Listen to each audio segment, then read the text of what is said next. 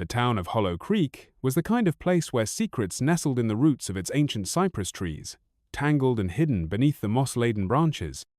The air smelled of damp earth and river mist, the streets lined with crumbling Victorian homes that bore witness to generations of whispered confessions. For Claire Donovan, Hollow Creek had always been home, though lately it felt like a cage. Her marriage to Daniel was supposed to be her sanctuary, a partnership built on trust, until the trust shattered like the stained glass window of St. Mark's Chapel during last summer's storm. It started with little things. Daniel working late more often, his phone turned screen down on the kitchen counter, the scent of unfamiliar perfume clinging to his jacketone that was neither hers nor his secretary's. Claire had ignored it at first, rationalized it, but doubt, once planted, grew like ivy, creeping into every quiet moment. Then, a week ago, she found it. A receipt crumpled in the pocket of Daniel's coat. A boutique hotel, an hour outside town. 1 room, 1 night, paid in cash. Claire had stood in their bedroom, staring at the slip of paper, her pulse roaring in her ears. There was no rationalizing this. She had 2 choices: confront him or uncover the truth on her own. She chose the latter. Tonight, she sat parked outside the Briarwood Inn, its windows glowing golden in the deep blue hush of twilight. The crisp November air bit at her cheeks as she clutched her coat tighter, her breath fogging up the windshield. Daniel's black Audi was already there. Claire's heart pounded. She had told him she was visiting her sister in Charleston. He thought he was safe. She wasn't ready to see it with her own eyes to see her. But she needed proof. Proof to justify the storm brewing in her chest. Proof that she wasn't crazy. A shadow moved behind the curtains of room 214. A silhouette. Then another. A woman's laugh, muffled but unmistakable. Claire's nails dug into her palm. She should walk away, get in her car, drive back to Hollow Creek, pretend she never saw this. Instead, she reached for the door handle. But before she could step out, her phone buzzed. A message. From an unknown number. "Claire, you need to leave. You're not supposed to be here." Her breath hitched. Her fingers trembled as she typed back. "Who is this?" The response came almost instantly. "I'm trying to help you. Leave now, before it's too late." A shadow crossed the parking lot. Someone was watching her. Then, from inside room 214, the light went out. Claire's pulse thundered in her ears as she gripped the phone, rereading the message. Who was watching her? The hotel parking lot was nearly empty, save for Daniel's Audi and a few other cars. The neon glow of the Briarwood Inn sign flickered above her, casting jittery shadows across the pavement. Another message buzzed in. "Claire, trust me. Get out of there. Now." A figure moved near the motel entrance, half hidden in the dim yellow light. A mantle, hooded, standing unnaturally still. Claire's breath hitched. Whoever he wasn't going inside. He was watching her. A new kind of fear slithered into her chest, twisting around the betrayal that had brought her here in the first place. Had Daniel seen her? Was this him, sending a warning?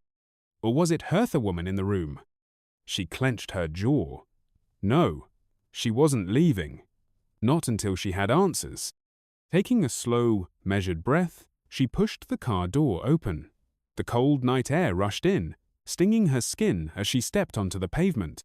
The motel's gravel lot crunched under her boots as she made her way toward room 214. The curtain was still, the light inside extinguished, but she could feel it. Someone was inside. Someone who didn't want to be seen. Then, a noise. A soft click. Claire froze. It wasn't coming from the room. It was behind her.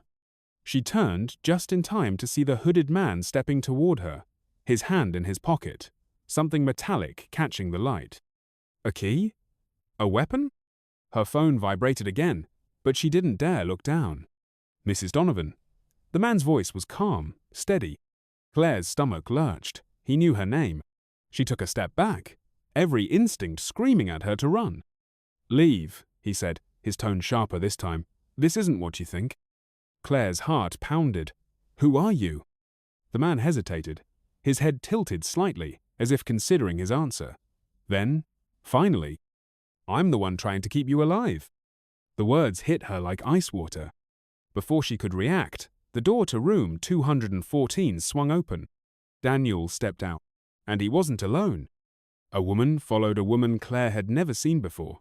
Young, dark-haired, wearing a silk robe that barely concealed her body. But it wasn't the sight of them together that made Claire's blood turn to ice. It was the look on Daniel's face when he saw the hooded man. Not shock, not anger, fear. Daniel took a step back, his hand gripping the woman's arm like he was shielding her. The hooded man sighed. "Too late," he muttered. Then, without another word, he turned and walked away, disappearing into the night. Claire's hands shook as she turned back to her husband, her mouth dry, her mind racing. "Daniel," she whispered, "what the hell is going on?" Her husband didn't answer, because at that exact moment, her phone buzzed again. One final message. "You should have listened." And then, the lights in the parking lot flickered out. Darkness swallowed the parking lot. Claire's breath caught in her throat as her phone screen became the only source of light, the last message glowing like a warning carved in stone. Daniel cursed under his breath. The woman beside him clutched his arm. "Danny, what's happening?" Claire barely heard her. Her mind was still racing over the hooded man's words. "I'm the one trying to keep you alive." What did that mean? A noise cut through the silence-heavy footsteps, somewhere in the blackness, beyond the flickering Briarwood Inn sign. Not the hooded man. Someone else. Then a car engine rumbled to life. Tires screeched. A black sedan peeled out from behind the motel, headlights flaring, aimed directly at them. "Move!" Daniel shouted. Claire barely had time to react before he grabbed her arm, yanking her away. The sedan's tires skidded against the pavement as it veered toward them. Claire stumbled, her shoulder slamming into the cold asphalt. The car didn't stop.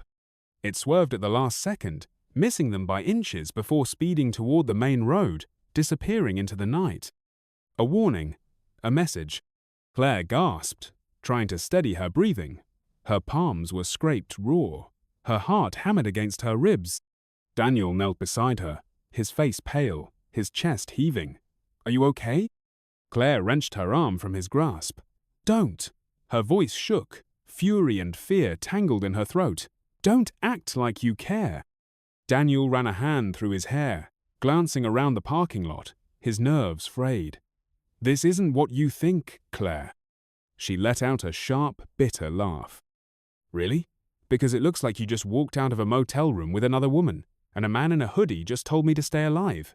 So explain it to me, Daniel. What exactly am I not understanding?" The woman, still wrapped in her silk robe, stepped forward. "Claire, listen." Claire's eyes snapped to her. "Do not say my name." The woman flinched. Daniel exhaled, rubbing his face. "We can't do this here." Claire crossed her arms, ignoring the sting in her scraped palms. "We're doing this right now." Daniel hesitated, glancing at the empty road where the sedan had vanished. His fingers tapped anxiously against his thigh. Then he turned to the woman. "Go back inside, Madison." Madison. The name hit Claire like a slap. She wasn't just any woman. She was his assistant. The one who'd been working late nights. The one Daniel had insisted was just a friend. Claire's blood went cold. "Oh my God," she whispered. "It's you." Madison opened her mouth, but Daniel shot her a look. She hesitated, then ducked back inside, shutting the motel door behind her. Daniel turned back to Claire, his face lined with exhaustion. "You need to listen to me." She shook her head, stepping back. "I'm done listening to your lies." Daniel grabbed her wrist gently, but firm. "This isn't about an affair." Claire froze. He swallowed hard. "I swear to you, I'm not cheating on you." She yanked her hand away. "I saw you, Daniel." Her voice cracked. "I saw you walk out of that room with her." "I know," he said. "But that's not why we're here." Claire's stomach twisted. "Then why?" Daniel hesitated. Then finally he exhaled, running a shaking hand through his hair. "Because Madison and I stole $1 million. Claire's body went still. The motel, the hooded man, the car trying to run them down. "Oh my God," she whispered. Daniel took a step closer. His voice was low, urgent. "And now, Claire, they think you're involved." Claire's pulse roared in her ears. The parking lot smelled like burnt rubber from the car that had nearly killed them, but all she could focus on was Daniel's words. "We stole $1 million." Her husband, the man she had suspected of infidelity, instead of a cheating liar, he was something worsey criminal. And now, somehow, she was part of it. She swallowed hard. "What the hell do you mean? They think I'm involved?" Daniel glanced over his shoulder, scanning the lot like he expected someone to step out of the shadows. "It's complicated." "No." Claire's voice was steel. "Uncomplicated. Now." Daniel exhaled, his jaw tight. "Madison and I found something at work. A financial discrepancy." Claire let out a cold laugh. "Oh, so you accidentally stole $1 million?" Daniel shot her a look. "No. We found out someone else was stealing from the company. And not just a little. Millions. We gathered proof, planned to report it until we realized." He hesitated. Claire folded her arms. Realized what? Daniel's throat bobbed. That the people stealing the money, they weren't just corporate fraudsters. A gust of wind rattled the motel sign. Claire's skin prickled. Daniel lowered his voice. "They're dangerous, Claire. Not just rich guys skimming off the top reel criminals. The kind who don't leave loose ends." A chill slid down her spine. "So you thought, what? That you'd steal from them instead?" Daniel's face tightened. "We didn't steal. We exposed what they were doing, moved the money to prove it. We were going to turn it in. But they found out before we could." Claire shook her head. "That's the dumbest thing I've ever heard." Daniel huffed a bitter laugh. "Trust me. I know." She took a step back, shaking her head. "I shouldn't even be here." Daniel grabbed her hand. "Claire, listen to me. They think you helped me. They think we're in this together. That's why you got the message. That's why they sent someone after you." Claire's stomach twisted. "That hooded man, he knew my name." Daniel's grip tightened. "That wasn't one of them." Claire blinked. "Then who?" A door slammed. Claire whipped around. A man stepped out of the motel's front office. Not the hooded figure from before. This one was older, stocky, wearing a cheap windbreaker and jeans. He lit a cigarette, but his eyes were locked directly on them. Watching, waiting. Daniel's entire body tensed. He lowered his voice. "We need to go. Now." Claire hesitated. "And go where?" Daniel turned to her, his expression deadly serious. "To get the money before they do." Claire's body went rigid. Daniel wanted her to run with him? To chase down stolen money while some faceless criminals hunted them both? Absolutely not. She yanked her hand free. "No, I'm not doing this." Daniel's jaw clenched. "Claire, listen." "No." Her voice was sharp, her breath coming in fast bursts. "I didn't sign up for this. I came here because I thought you were cheating on me, Daniel. And now you're telling me I'm wrapped up in some kind of heist gone wrong?" Daniel's eyes flicked toward the man by the motel office. He was still there, still watching, his cigarette burning low. Daniel turned back to her, lowering his voice. "I know this is insane, but we don't have time for arguments." He hesitated, then exhaled. "Claire, if they think you're involved, you are involved, whether you like it or not." Her throat tightened. The realization settled in her gut like a stone. Her phone buzzed again. Unknown number.